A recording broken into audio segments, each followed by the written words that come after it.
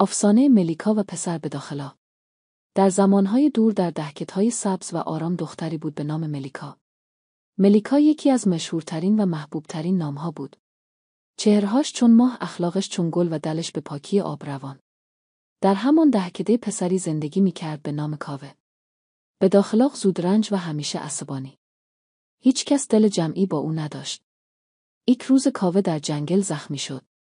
همه می‌ترسیدند کمکش کنند. اما ملیکا با دلی بی‌حراس به سویش رفت. زخمهایش را بست و گفت: هر آدمی یک درد پنهانی دارد.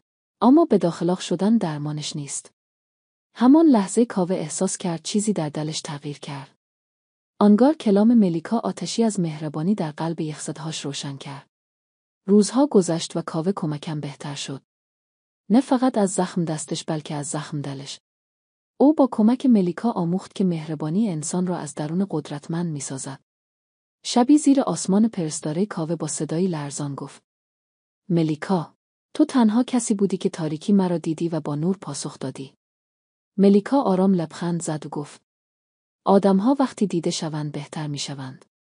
اندک اندک کاوه تغییر کامل کرد. او قصه ملیکا، دختر مشهور و مهربان. او کاوه، پسر تندخو که با عشق نرم شد. در همه جای دهکده نقل زبان مردم شد.